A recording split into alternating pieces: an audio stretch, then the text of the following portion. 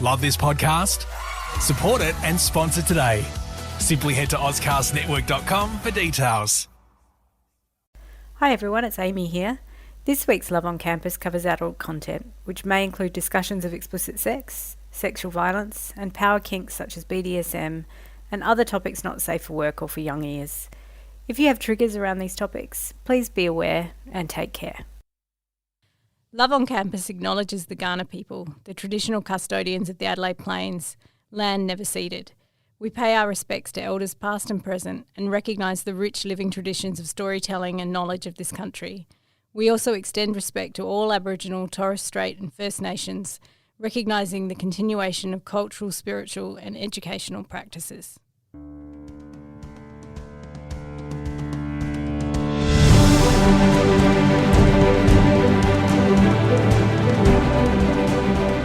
Hello everyone, welcome back to Love on Campus. I'm here today with Amy Matthews. Hello. Dr. Amy Matthews and Kathleen Stanley. Hello. And today we're doing the book club. Yay! Woo! This is the best. This is my favourite time of the month. I love discussing books. We always have to keep up from saying anything about them. Although we haven't done that well with Chloe Brown. We have talked about it quite a bit. I think we've kept it light enough. I think we've kept it light. We haven't delved in deep. I don't mind talking about it through the month because we can't actually, what we've discovered is we can't get through everything we want to say in the book club anyway. Exactly. Yeah. And it's nice to tie it back because otherwise you guys won't know why we're talking about particular topics. And you get little hints, like little nibbles. So before. our month was, let's just do a refresh. Yes, our month was, firstly we were looking at the Regis rule of society defined, which was a really fun and interesting. We delved into a lot of stuff in that podcast. Yeah, it's a big one. You could do a whole series just on that, Oh, you that really one could. rule. Then we looked at the subgenre of bucket list romances. And you all need to write more of them. Yes, that's what we learned from our discussion. There needs to be way more. Yeah, because Amy's not allowed to write him for a bit, so No. the rest of us have to. And then we looked at the trope of grumpy and sunshine. Love that. Yay. Love that Yes. for us.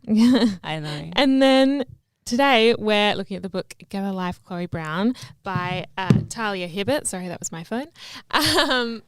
And yeah, okay, so I have a first question. It's a bit of a biggie. Do we want to do a little synopsis first? Oh, Yeah, yes, I can I read think the so. I'll read the blurb. I'll read the blurb for you all. All right. Chloe Brown is a chronically ill computer geek with a goal, a plan and a list. After almost but not quite dying, she's come up with a list of directives to help her get a life.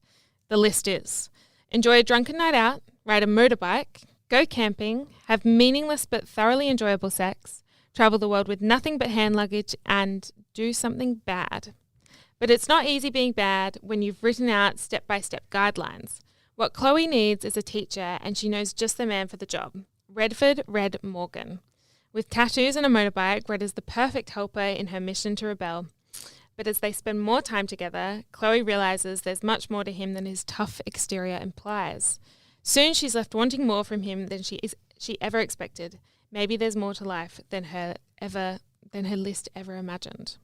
That was really weird to read because I don't really think the book hits on a bit of that. Isn't that interesting? Like the bit where they were like, you know, Red is so much more than his tough exterior implies. I was like, he was a sweetheart from the beginning. Yeah, he was. I didn't really get tough. Like his tough because exterior. he's an artist, and he's also Yeah, we exactly. meet him when he's like fixing the toilet for this For a little grandma. old lady who's Yeah. really lonely and says, "Come and eat my food," which is terrible. And he's like, Yeah. "Oh, okay, I'll stay I for know, dinner." and they don't even really emphasize his like actual physical appearance that much as being tough and like, you know, scary or something like that. So that's odd to me. Like he has tattoos and he's tall and he's does ride a motorbike, but he's an artist and he's a sweet. There's just nothing like there's no, even if you might. Well, this In is the first this is 5 the problem with seconds. this is a problem with a dual point of view book. Is that it's very hard to convince us that a character is something if we're getting their internal monologue. But even Chloe immediately is like, oh, he's so sweet. He's so and nice. Her sisters Yeah. also, "Oh, he's a darling." Yeah, so there's like never really this idea that he is the tough one or the bad boy. So I think that's interesting. true. There was another bit that I thought was a bit weird. I think we should flag first that firstly, this is our first book by a author of colour. Mm-hmm. And she's from the UK. Yeah, it's a UK-based one. What city is this based in? Does it say? It doesn't say. And do you know what? It's pretty it doesn't flag it's a UK book either at first. No. Like, there was nothing really obvious except for the lingo. Like, a lot of the things they talked about, they'd use language that was clearly British, and then the class system came in, and that was clearly British. Well, I was like, they keep mentioning London, and so I'm like, if it's not London, then like where? And I did want to keep knowing. I do think something about the way they were talking about how they cook curries all the time really makes me think of British people always loving to have it. Like, I'm trying to think of like what town it might be. Yeah, I couldn't pick. I think it's meant to be a city. Yeah, a city like Birmingham. Well, hold or on. like when we find the camping, there was a reference to where they were, wasn't there? not enough, I don't think. Like not like a common. Not like a. That may be on purpose. Maybe she didn't want to. Were they just in a suburb of London? Because London's pretty sprawly. No, because I kept like referring to London as separate. Like I think this it's other place that he was previously. Whatever it was, we were clearly a little bit unsure. Yeah. Yeah, but it was still city-ish because when they go out for 'cause their he's night. not in London. Yeah. No, because she said, why did Why you are you leave? not in London? Yeah, so I'm thinking like Birmingham or like Bristol. Oh, aren't they up by Manchester? Perhaps. I have a vague feeling. Anyway, we're just imagining stuff now. Because there was definitely a city aspect to it when they went out for their night out and they went to that like down the alleyway to the thing, and there was a memorial. So maybe it's and Manchester. There's definitely something I have a city-ish. feeling it was northerny, but I might be imagining. Yeah, is he northern? He has a bit of a northern from there vibe. because his mum's up there. Yeah, he has a bit of a northern vibe, I guess. This is great for book club. We're like, wait, what is this? Wait, were? this again? Did we read this? And you know what? It's hard because everything is in Lady Danbury's voice in my head because I listen to the God. audiobook. Oh, yes. That's what we meant to say is that the audiobook is... and George Ando. Yeah, the actor who plays... and she reads it. Kathleen was playing a bit before, and she sounds just like Lady Danbury. She reads it, which is really worth a listen, I think. Yeah, but it doesn't place you anywhere particular because it just... I was like... You think you're in Bridgerton world then. Yeah, I was like, hang on, what, am I in Regency? Yeah, what a great person to do the audiobook. But I wanted to ask, this is a big question at the beginning, did we like it? What did we think? I think it is really popular. It delivers on what it does, and I think it's doing some fascinating things about intersectionality. Yeah, I really like the intersectionality in this book. I almost wanted it heightened. Like I wanted some more of that. But then that's a double-edged sword, isn't it, for poor old authors of colour? Can you please write more about race? Well, like, no, I wanted more about the class. Oh, I thought they did a really good job at that. Yeah. Like, because Chloe is obviously upper class and Red is working class. And so yeah. they really dive into the intersectionality and the complications of power and privilege. Yeah. And disability as well. Yeah, I just would like to flag all the intersections while we're here. She has fibromyalgia and has a chronic illness and is in chronic pain. Yes. And so there's a lot going on, and I think they so do. Much. I think Talia Hibbert did that stuff beautifully. There was a great speech near the end. I think it's maybe when they're at the art gallery or... Oh, where she's like, I'm not... Oh, yes, it is when they're at the art gallery. It is. I know the exact one you're talking about. And they were talking about... yeah, I was like, what? How do you know? It's where they're like... It's where they walk in there and he feels a little bit othered. And she's like, well, of course I understand that. Yeah, I've got it flagged here somewhere if I can find it. I was hoping that's what you were talking about, but I was like, there's so many. Yeah, wait. Because there's so many intersections. I was just checking which one it was. Yeah, and how he's like, of course you know what this feels like. And she was kind of like, it's when that guy judges them in the thing, in the art gallery. Yeah. Oh, wait, I'm so close to it. I'm so close to it. Here we go. We found it. Oh, I've got it. Yeah, I've got it. It's on page 195. At the exact same time. She says, I'm not completely oblivious. I am black, you know. And he's like, shit, are you? I had no idea. And she snorts. And he's like, of course, Chloe, you must know. I realise you must. And then she said, which is fine because Chloe knew exactly what she wanted to say. The thing is, Red, some of us have so many marginalisations we might drown if we let all the little hurts flood in. So there are those like me who filter. I think you've noticed I filter a lot. It's not some inbuilt shield made of money. It's just something I'm forced to do. She shrugged, and that's not to discount the differences between us that fall in my favour. It's just an explanation. Yeah, because that's really he's good. Clearly got a lot going on. He has he has a bit of a complex about his class because of his previous girlfriend. But also when you see his mother and her partner, like money is a problem. And And I'm guessing this is meant to represent where we're supposed to realise how people outside see red. Yeah. Right? So, like, we said it's hard because we were told that he's this ooey gooey, mewy, like, you know, kind, sweet. But he's walked into this art room full of hoity-toity people and he's got tattoos and he's got long red hair and he's a bit scruffy, and somebody wanted to remove him from the art gallery and assumed he was there for troublesome reasons and a problem, that he was probably a criminal. There is a line early on, the first time, sorry, I moved away from the mic. The first time he ever talks about Chloe, he talks about her accent. The first time we ever hear him frame her, he says that she has an accent that could cut diamonds or something. Yeah. It's the class thing, I think, was really... It's so British. It is so British, but also we're so Australian thinking that we don't have it here. Oh, yeah, we do have it here, God. but I think we that hide it and the accent thing is so the accent, strong in well, that's, I think, the UK. one of the reasons why the class thing is sort of more hidden in Australia, because we don't have that. We don't have like regional accents. Slightly where people do. Can We do. so We do a little bit, but not as much as I think you can have pick- in the UK. You can pick the private school accents. You can also pick someone from SA a mile off. Hello, welcome to my voice. Welcome to our stage. Yeah. And also there's a reason we talk about language being bogan Aussie language. Yeah.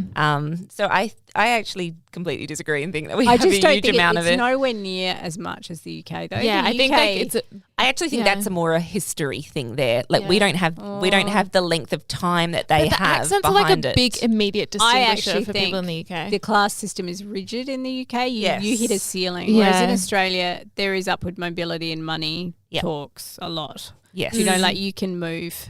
Whereas I think in the UK, there's a level to which you can move, and then But even if suddenly you do hit move, there's still the aristocracy. Yeah, exactly. Yes, Even if you do there's- move, there's still there's lots of prejudices. So there's a monarchical, like something to do with the monarchy there. You do. You hit aristocracy, and you're like, well, there's no getting in there. Like, you know, But you weren't born it, darling. yeah. I think Well, they're all there's broke a lot anyway. Of, lot of little tells. They're all. There's like a whole TV show dedicated to getting like historic aristocracy's houses out of like ruin. Oh, like they're all totally. broke. Like they Can might be you called imagine- lord. They're still broke. Can you imagine trying to pay for the upkeep of those places? Yeah, like it's insane. Yeah. And like that, like all the people who live in them, the family members But who they have were- inherited are not like particularly that rich. They were Like, very much bankrupt by World War II.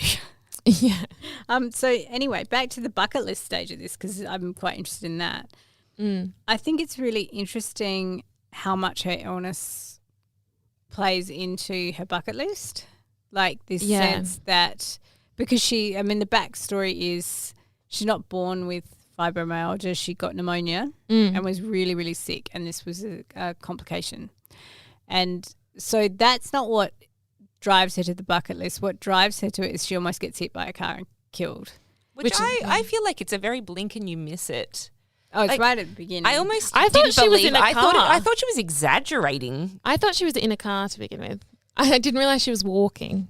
Yeah, but then she has she falls down at home, which I think is not an unusual thing, and just has this moment of like, is this my life? Is this it now? If I had been hit by that car today, is this it? Yeah. And I think we talked in the bucket list episode that kind of existential crisis really lies behind these checklist bucket list kind of things. Like gives them reason. Makes you want to shake up your life. Yeah. So her bucket list, she actually does the last one first, and do something bad. Yeah, we want to spoil it. Peeking on him. She peeks on him. Peeping Tom. Well, she moves out and then she peeks on him. She claims this is her bad thing. Yeah. Well, I kind of wish that. Kathleen's like, there's much worse. I kind of wish that I don't think it's her bad thing. And he doesn't either. He really exalts her of it. He knew all along. I was He thinking exalts they her could link completely of it. I was thinking they could link the bad thing back to what she does to Red in the end. Like that would have been a better. Well, that's my something bad. Do you know what I mean? Yeah, because their ritual death, their black moment, is when he finds out that he was on the bucket list. Because she adds him to the bucket list towards, halfway? 3/4? Yeah. Yeah, But we pretty don't know close about there. that until he knows about that. No, we do. Yeah, we Yeah, do. when do She we know says, that? "Get red." Oh, get red. And I've keep highlighted keep that. red. Yeah, I've Keep highlighted red. that, so I did know that. Number 8, keep red. Yeah. But there's this sense of that's really late. That's like right near the end. Yeah, And he mistakes, like her sisters mistake it for the casual sex. Yeah. Which is where it blows up. Yeah, but even then, he doesn't like to keep red either. No. That he was I on the didn't bucket think. list. I think she didn't. No, she had said, "I need to show you." There is no conversation about it until she shows him in the recovery moment. But he's still mad. Yeah, and then Yeah. he gets a little bit triggered because he thinks that she's acting like She thinks he used him for the sex. no, and she thinks she's acting like his ex-girlfriend for a little bit, and then he immediately sort of goes, "Oh, what have I done?" And but he is not 100% sure because he hasn't seen the list, and she can't find it. She can't find the notebook to try and show it to him, and so he leaves, and she immediately is like, "I've been abandoned," and he's like, "I should have given her a chance to show me the list," but by that stage, she's gone into shutdown mode. Yeah, I actually have tabbed here. So it says, once upon a time, Chloe had promised herself that she would never chase anyone who wanted to leave. She would never allow abandonment, desperation, love to make a fool of her. I thought that was a little unexplored. I know that her fiance left, and so did her friends technically. I don't know, it came a little bit out of the blue for me, that justification as to why she didn't go after Red. It wasn't good enough for me as a justification. Especially because he immediately came back. Yeah, She didn't have to chase him. She didn't have to chase him at all. He was literally just outside the door, But he also knocks and tries and is like, "Let me back in." There's no chasing on her behalf. yeah, there's not. It was just like not a strong enough maybe reasoning for her not to immediately figure it out or not to immediately then work it through. Yeah. And maybe that's just like a plotting matter. It's not. It doesn't negate from like what happens and how they reconcile at the end, but it did feel a little bit out of the blue for me. I think it plot holes a bit to drag out the black moment, where that black moment could have been really quick. And obviously I think the thing is that we want a bigger payoff. Like most romance people want a bigger payoff and want those bigger moments. Yeah, I did want it bigger. And I think it was buying for time. It didn't feel enough of like when we were talking about Point of Ritual Death all those episodes ago, like we were talking about how we want it to feel like completely unresolvable. Yeah. And it didn't feel completely unresolvable to me. Like it was just like you're just being a bit stubborn. Book, this is a conversation. Like this is really easily solved. This book actually has troubled me because I can't put my finger on it. Me either. I feel like there's something that's not paying off for me. Well, but I don't know what it is. Well, I was reading. There's also not much of a time pressure. No. In it, which Deborah Dixon's GMC does talk about how we love. We do. We're going to keep talking. If we're talking about like structure and like form, then time pressures are good because it adds a sense of urgency, and that would have contributed to the Point of Ritual Death as well. Like you're like time's running out. There's no coming back. I don't know. And then I also thought that the bucket list bit maybe started a bit late into the novel. Like I think it could have been the beginning. Right at the beginning, because it takes Maybe about 120 pages. Maybe if this one had played with time, like if we didn't see things in chronological order or something, there would have been a little bit more. If maybe because it feels plotty instead of feeling emotional based. Yeah, like her reasoning for wanting the bucket list probably didn't need to be right at the beginning. Like if we could have just had her immediately in it and we're like, well, why is she doing this? I have to confess, what's the big thing? We were talking about this off pod, but sorry to mention my book again, but like in someone else's bucket list, I found that using the bucket list to structure the narrative meant you could cut out any of the plotty bits. You could just go straight to the heart of the issue. It definitely felt like sometimes like they were just like at her apartment and like having a chat, or like, like it could have really been based around the bucket list a bit more, and maybe they could have had like slightly more, like what the only things that they do together are like, there's a lot of sex. And then like they ride the motorbike, but that seems a bit left like out of fit, like it just kind of happens. Do you think maybe that the bucket list itself is a little weak? Yes, I do. I think it could be better. Because I wonder if part of my thing is maybe they're not. I mean, I'm not perfect. I'm not, like, again, as we said a couple of episodes ago, like we think these are great books. That's why we've got them on and we're amplifying them because we think they're amazing. But we're pushing this beyond surface level here too. Yeah. This is. But I'm wondering if each of the things doesn't link up with a breakthrough moment. Yeah, there's no real like why does she want to like and go actually camping? Red questions her on it. He says, why these things? And she just says, just cause. And that's like, It's not you good mean enough. just Like you want more. cause? Does she want to go camping just because she hasn't done it, or does she want to go camping because she thinks that it's like this? Because with her chronic illness, that's something really big Yeah, to overcome, yeah. sleeping on the ground. Exactly. Like, what's the, where's But it did feel a little bit the like motivation. a setup for a romantic sex scene. Oh, which completely, which because made they it go a plot camping. device instead of an emotional one. They go Yeah. camping and then like he's immediately like, "Don't worry, I brought an air mattress so we can have sex." Like you it's know- immediately like and you know that. what? When you're looking It's at pretty something- lovely the way he puts the fairy lights Yeah, on. that is very cute. It's so beautiful. When you look at something from a surface level, plot is fine. Like, it's fine if it's all plotty. But because romance is so deeply embedded in the emotional, and bit like we've said before, we tend to deep dive because of our critical lens.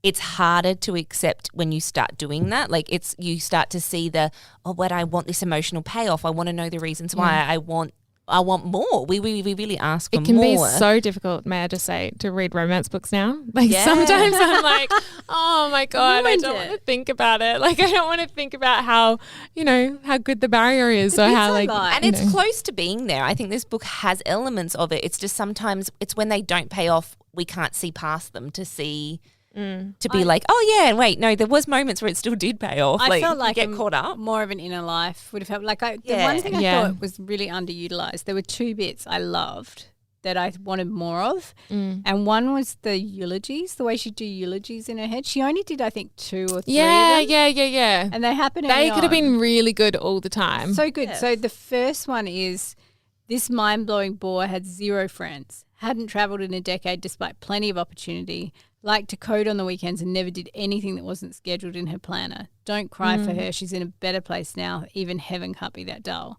So I think you get this real access to an inner life because Chloe herself is really, she's deadpan. She's got a really deadpan humour that's it's not always easy to catch. That's very British, but also so far deadpan that if you don't get the inner life, you don't realise that it's joking.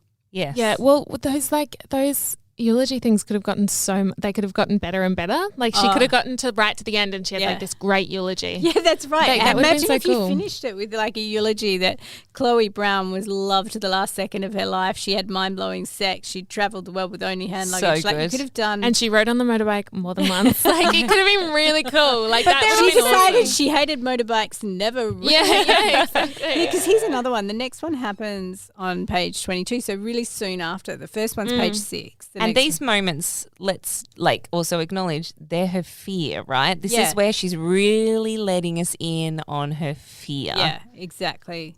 So this one is at the grand old age of 31. Chloe moved out of her family home. So this is when she completes number 1, which we haven't read out. But number 1 was move out of home, which has happened when we start the bulk of the book. So at the grand old age of 31, Chloe moved out of the family home and rented a poky little flat just like an ordinary person. She also wrote an impressive 7-point list detailing her plans to get a life. While That could have been like, oh, sorry. yeah, no, go. No, I was just going to say they could have done it after every single like tick off list that happened. Like that would have been really cool. Like Yeah. every time she ticked something off, like the eulogy got that little bit better. Yeah, whereas then I think this may be the last time it happens. Yeah, There's I think only it 2, I is. think, and they're really early. So while she failed to fully complete said list before her death, its existence proves that she was in a better, less boring place. We salute you, Chloe Brown. Clearly you listened to the universe. Now, I think she did the payoff there too quickly. I don't think that last bit should have been on page 22. Yeah, well, like all of a sudden her life's getting better. Yeah, I but it think- just would have been like her thinking about herself in like a slightly better way. It would that have been she'd achieved amazing to sprinkle those throughout. Yeah, and every time her inner light, you get, because it's such a good like insight to how she thinks about herself. Like you could have kept, like she could have just kept thinking about herself that little bit nicer each time. And I think actually this is a bit of evidence of somebody who, and this is why it's really confusing because there's just some character inconsistencies with Chloe that just like, oh, it's like such a shame because she's got so much potential, but she's this really privileged woman who's had so much and all these things. And this idea, I think that idea of I'm rewarding myself, patting myself on the back for moving out is somebody who's not really had super horrible life challenges and trauma, but Chloe has. she's had this huge trauma. She's got a chronic illness. She was abandoned by her fiance. All of her friends turned their back on her. Like, she's got this huge trauma. But in these moments, and I think it maybe is because as a reader, we're not meant to know all of this yet. It's meant to be a big reveal later. I would have liked her character's being kept a little bit like, superficial and a little bit. And I'm like, it's okay for her to have been vulnerable from the beginning. Like, it's okay if she was not vulnerable with other characters, but when she's alone to herself, why was she being fake with herself in those eulogies? Why was she being fake with herself in those moments? And I think that's where that's an evidence of not trusting the reader. We would have gone along with Chloe being vulnerable to herself and being depressed and maybe a little bit, feeling like she's not worthy and all these things. We didn't need the payoff when Red got it. Yeah. Do you know what I mean? Like, it would have been just a nice thing. We were still going along for the ride. From the writerly perspective, I think even it's not always not trusting the reader. It's just that you probably never got there yourself as the writer. You know, like you didn't quite make that breakthrough yet. Yeah. Because I think writing is an iterative process, and sometimes you've got a deadline and it goes in and maybe it's not had all the juice squeezed out of it. And that was kind of my instinct with this one. Yeah. Yeah. It's very interesting. I just found Chloe inconsistent. Well, I found Red a little inconsistent with how he's like this sunshiny character and then he has a really potty mouth. No other way to describe it. And like potty mouths have. Are we going to be explicit? Are we reading any of this? Yeah, because I can. Well, yeah, no, because I also have some stuff to have, but like. Love a little sexy, spicy scene, but like it just didn't make sense sometimes some of the stuff he was saying because I was like, you're supposed to be like this big sweetheart. It feels like a real 180. Because he is the cinnamon roll, right? Yeah. But then, okay, so this was the one for me. And again, we've put a warning on the front. So obviously if you're still listening, you know this is not safe for work or for young ears, so be prepared. So when early on, this is on page 81, he's like having a wank to thoughts of her. Yeah. And they've hardly had a conversation at this point. Like, they're kind of still a little bit enemies to lovers at this point. And but he said this is the wank he's having. He's talking about his wet dreams and he said when they did happen, they involved cheerful, faceless women who didn't mind getting cum on their tits. Maybe Chloe wouldn't mind getting cum on her tits either. Dream Chloe certainly hadn't, but she definitely wasn't cheerful or faceless. She also wasn't orgasm safe. And then she turns up. He hasn't finished having his wank when she turns up. And he's talking about his blue balls and cupping his blue balls while she's standing there. And it's just like, oh, man, I'm not sure about this. I know. That's personal. Like, again, like flag it. Everyone's got a different sexuality and there are people who love this, right? Yeah, definitely. This is just me. But I felt like in that moment, I was just like, oh, Red, you're letting me down a bit here. I know. And he just like, I don't know, he kept saying things that were just a little bit, I don't even want to say it. I don't want to say it. Just like. There's a lot of the CUN later. Yeah. But I think this might be even potentially cultural, like a cultural idea of a English lad who's from a lower class system. And I think it might have been an imitation of it rather than maybe a... I think it's just like writing sex scenes that like are relatively popular at the moment. Like, well, people obviously works for people like Talia Hibbert. This is probably her fantasy man, and this is other people's fantasy man. And but people really do I don't love know it. If like it's her fantasy man. That's a bit cool. It's so big on TikTok. Some people love it. Like it's really beloved, and a lot of that is like if we're sort of talking about how people rate books on TikTok and stuff like that. It's rated on. Can I ask a question here? Do you think there's like when we talk about cultural conversation and cultural issues, there's something here about the fantasy of the dude. He's not having a wet dream or a wank to porn. He's having it to her, but in a porny context. But like she is the thing, the object hot thing. Desire. Yeah. Yeah, I thought you were going to say that there's like this cultural idea of a man who's like really sweet in every other context, but like real dirty, dirty and porny behind the scenes, which I think is definitely like a cultural ideal.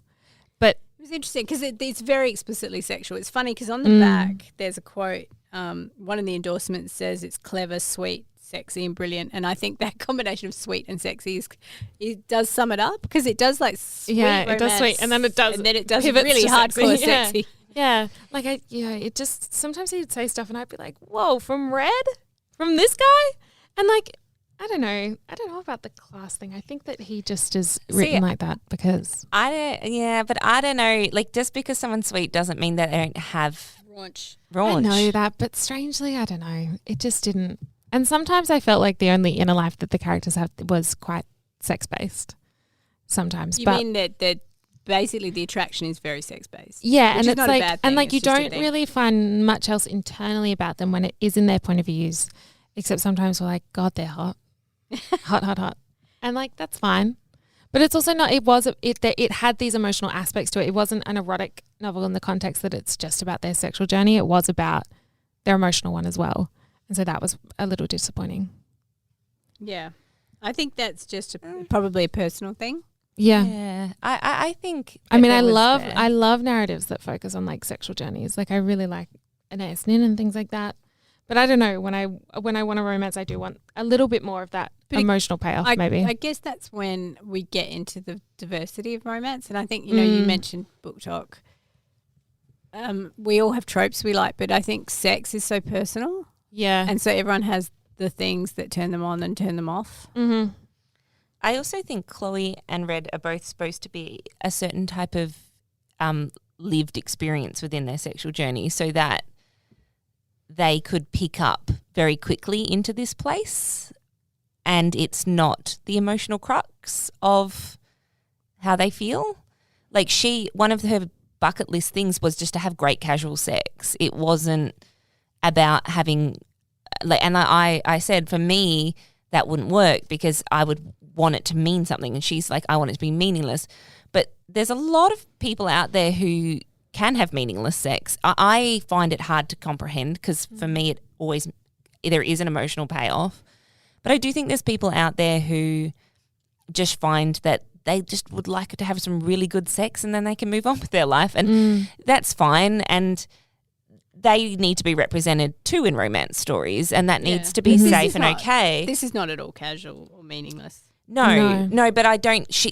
Her tick off for that was not necessarily Red. I think that's the thing, is like for her on the bucket list, it was actually about keeping Red. Yeah. And I think it was more about when their public display of sexual activity was, I think that where it was meaningless, and because she was in denial about how much he meant, because she was pretty cruel about him after that when she spoke to her. Is it her auntie? Yeah, it's her auntie. She was pretty cruel about him. She's got a lot of family. She does. I suppose that's supposed to be a bit of a caricature thing, which I do think is cute, like Gigi and her sisters and her auntie. And I actually thought that was one of the strongest parts of the book. I agree. Her friend. I love the women in her life. Yeah, they're great. And the friend she meets, who's the vagina whisperer? Yeah. I'm like, what was it? The Nika Whisperer? Nika Whisperer, that's it. Yeah. I'm like, there's these really strong characters around these main characters that were just so vibrant, and you wanted to know more about them and you wanted to see more of them because they had so much personality. Her grandmother is fantastic. Yeah. Her friend is fantastic. There is real vibrancy around them, which made it harder to believe that Chloe was this.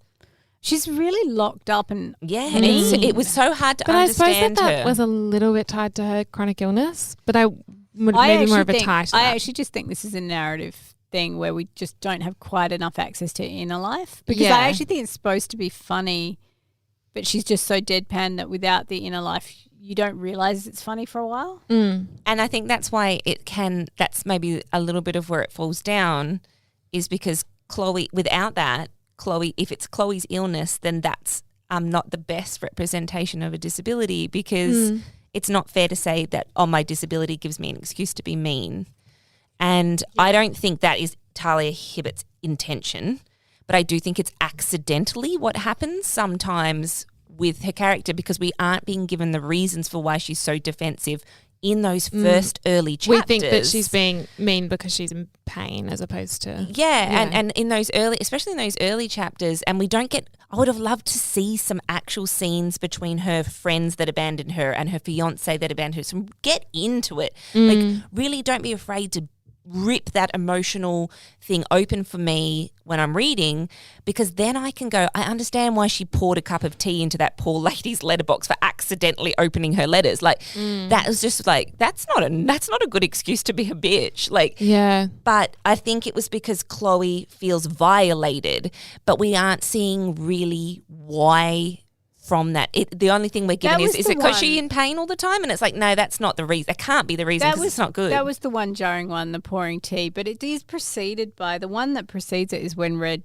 sees her, immediately precedes it. Red sees her being mean to a child and a yummy mummy. Do you remember? And Red steps in and saves the yummy mummy. But that's a race aggression.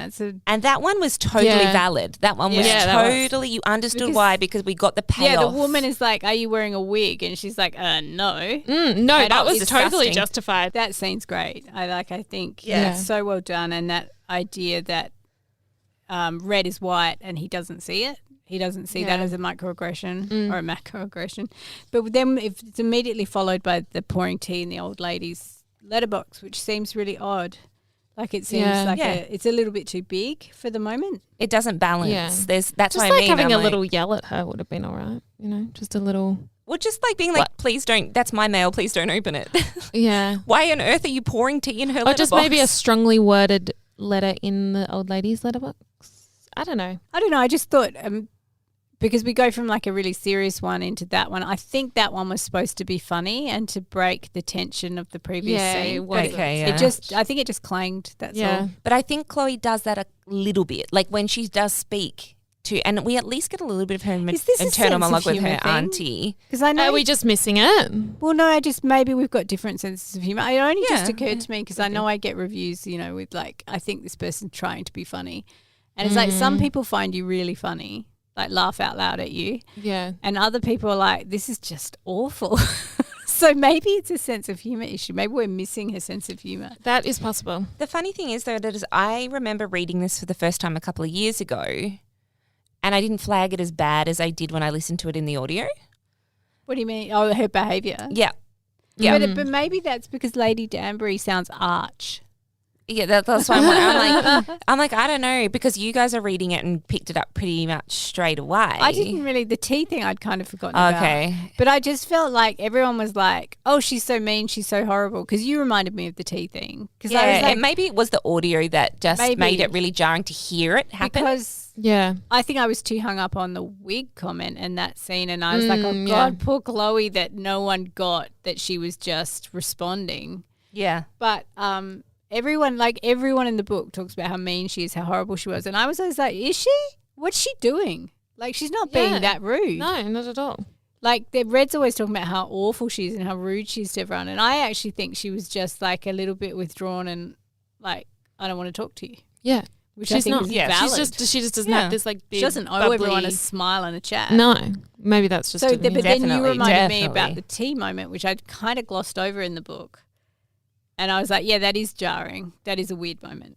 Yeah. And I think there was a few things about her, like, personality that are meant to be funny that, again, I kind of just thought, and it's because I'm a sunshine person, so it's a bit hard for me to relate, but like how she just was like, the cat got out and she kept being like, I deserve to keep it because the owners have to be abusive. And I think it's meant to be funny. Yeah, the cat thing wasn't so funny to me. She just loves that cat. Yeah. The cat did randomly pop up at the end. She got the cat back at the end. Yeah. Which so became friends. And I loved the cat. Like, I thought the cat was so cute. There's even little images she's of got the a cat. real negative view of other people. And you know what it is? It's like that thing of that grumpy personality of that she immediately assumes the worst of everyone. I think it's supposed to be funny.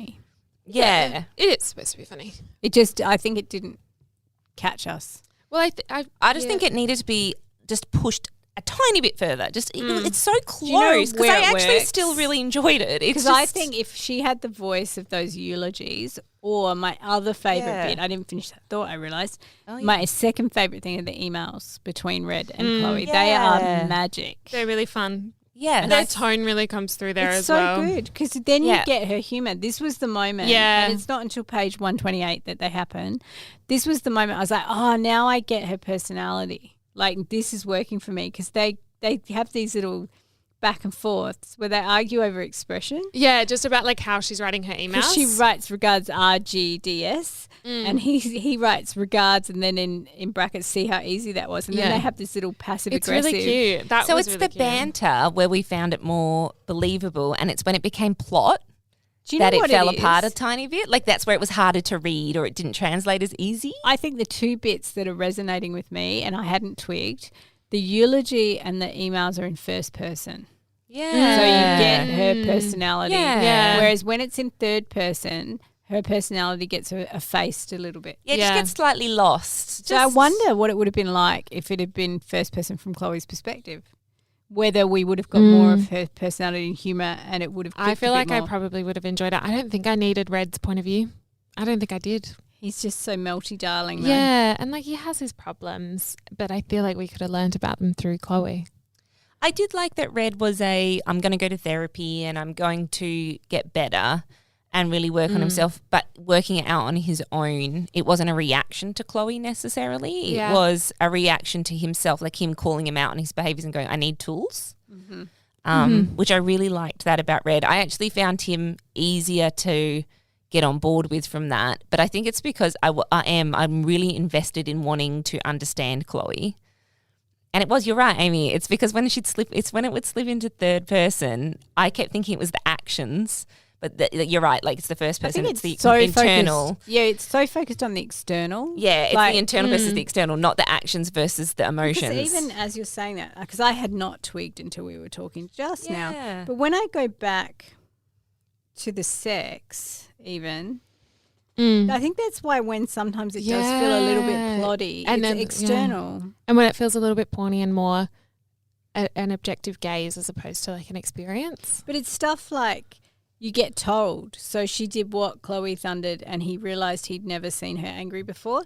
But we're not getting she was angry or there's no like metaphor or simile or we're just it's a bit of show not tell. Yeah, so maybe there's just a bit too much telling when it slips into when it's in I third. think so. And sometimes I will say like when simile or metaphor came in, I was a little bit like jarred sometimes at the images, but you know, that's just me. And I think this comes down to personal taste. I think the It's three of us, it's a really popular book. And the three of us like to be in that internal. And we don't really like the external as much. We want the payoff of the internal. And because it kept slipping between the two, we were like, oh yeah, when it was in the internal, we thought this was really great. And then the minute it slipped out, we were like, oh, this isn't working for us anymore. I think it's a fashion thing too. Like if you think about the rom-coms, like the first two books we looked at are both in first person. And I think that is a really big trend right now. Yeah, it is. Yeah. Romances used to be mainly third person. We were talking about it the other day off the podcast in like in a romance PhD group meeting where I was trying to look at all the books that I had, romance books that I had that were written in the third person, and I could only find my book. Your book. I did actually find a Christina Lauren book as well, The Soulmate Equation. I mean, because it used to be like this. Dual third was very common. Yeah. And now just in the last few years, in the Emily Henry era, there's a lot of first person. And also it's a bit of a fan fiction thing as well. Absolutely. Fan fictions are very like first person self-insert. Yeah. Yeah, because I really loved everything else the book was doing. Like I love the intersectionality. I really do love the reverse Grumpy Sunshine. I liked that she wasn't necessarily super likable. I love, like I said, the colourful cast. It was a really colourful cast of characters. The family was amazing. Like the grandmother having an affair with her, like Pilates. Yeah, so good. So good. She was great. And her mother was good. Every single Brown family member had such a big personality, but also Red's mum and her partner had big personalities. Yeah. The old lady who lives in the building. And both Chloe and Red had their reasons for walls and barriers. Like the reasons were there. We just wanted them a bit stronger. We wanted to be inside them. Yeah. Yeah, we wanted to be inside. We wanted them to let us in, and it made it hard to believe they were letting each other in when we didn't get to be in there with them. But so we haven't really talked about our Regis rules much, but we kind of have. Like because we were talking about class a lot, yeah. And I think intersectionality is a big part of the society, right? But also family. Like it's really important that Chloe, as great as her family is, they're all really big personalities. That she needs her own that space. she needs to be herself in her own space. And they still even infringe on her in her I know, own space. they just barge in. They do just barge in and are always calling and things like that. But And the bet they have about whether she'll get through her list. yeah, they're good. The sisters, and they like tease her like sisters would, and it's lovely. But we had many a thought. I feel like About going back to an Chloe earlier conversation, Kathleen, that red would definitely make her the perfect cup of tea. Yes. I think he does. He kind of, would. they show signs of that quite often, don't they? Well, he That kind he's of made paid her like He attention. did make her tea. He did go get her lavender Yeah, he tea. did make her tea, didn't he? And he also, like, she says the things about that he doesn't ask her if she's doing okay. He just slows down, or he makes sure that there was Yeah. extra soft blankets when they were Yeah. camping without having to. He doesn't make her explain that she needs it. He Yeah. just Yeah, goes ahead and he's a good hero. But the other thing is, just like Happy Place, there's this rejection of like a hyper capitalist neoliberal career focus. Do you know, like he's an artist. And like he doesn't like have it figured out either by the end. He's No. like, I'm gonna like really try We'll and work it pursue out. it, but like And no, I'm not doing Instagram ever.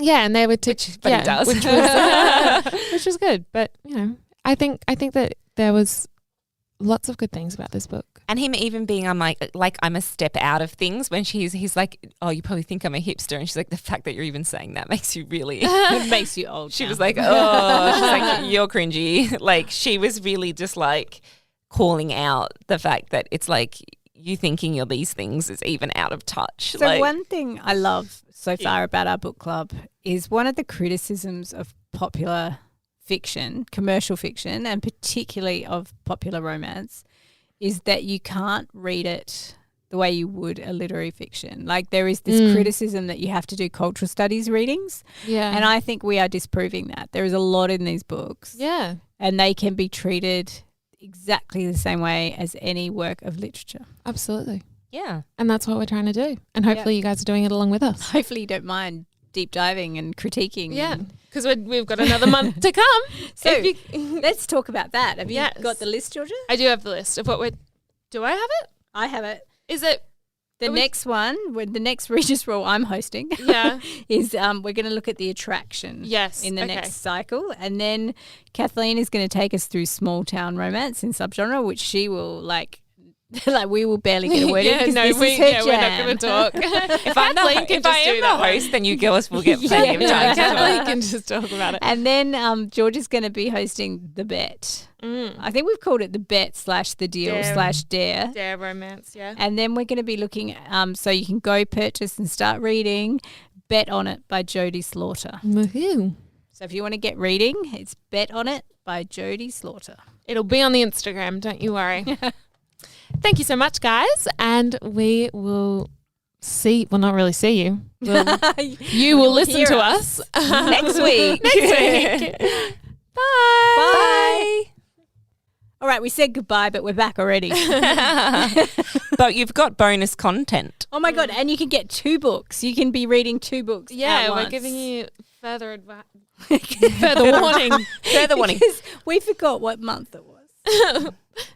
We've realised what month it was, and we decided to take advantage Yeah. of the fact that we're coming into the Christmas season. I know, and Christmas is creeping up on us faster than we thought. And you've got a Christmas romance expert in the room, so she's going to put her foot down and say, we have to do We this, can't guys. miss Christmas, The guys. she is Kathleen. So keep everything that we said from the last time, because that's going to be what we come back with In the new After year. Christmas. after the Christmas break. That is going to be next season's first up content, so you can still get the book and you can still read it over your summer break. But before we go to summer break, let's have a holiday. Let's a bit of a holiday fun. Oh, and you guys can get all Christmassy with us. Yay. So we're going to look at next month at the meeting. So next week when you join us, we will be doing the meeting. The Regis Rule. Yep, the Regis Rule will be the meeting. And then the next week we're going to look at Christmas romance for our subgenre. And Woohoo. also just as Get I said jingle before, jolly. it will also be Kathleen hosting, and this is her favourite area. And then I have to do Christmas romance, don't I? Small town Christmas romance is my entire thing, so it makes sense that I'm doing both those subgenres. And then, are you ready for it, guys? The trope is going to be cinnamon roll heroes for Christmas. Ooh, yeah, we need some tasty treats for Christmas. don't we? Cinnamon also really makes sense for Christmas. It does. It's We should cook gingerbread. some. We should have Bake some. I really don't do gingerbread. them, but I know someone in the room who's a good baker. I'm a good gingerbread. I'm good at gingerbread. I can do cookies and I'm good at pudding. Then finally, if you want to get shopping, we're going to be looking at Mistletoe and Mr. Right by Sarah Morgenthaler. Yep. So if you want to go and start reading, in 4 weeks' time, we will join you again to read our Christmas romance, Mistletoe and Mr. Right by Sarah Morgenthaler. And sorry we led you astray before, but you can go buy the Jodie Slaughter book for the new year and get reading over the summer break. Yeah, don't be too disappointed. You're getting them both. We're just giving you an early. We just swapping had to them give you out. a Christmas present first. We're taking you to Alaska, guys. Anyway, I'm so excited. Thanks for letting us hijack ourselves like 30 seconds after. Now for the actual goodbye. Bye. So we'll do this again. Yeah. Bye.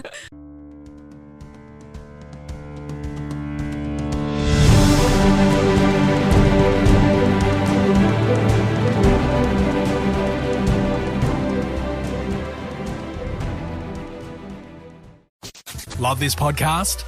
Support it and sponsor today. Simply head to AuscastNetwork.com for details.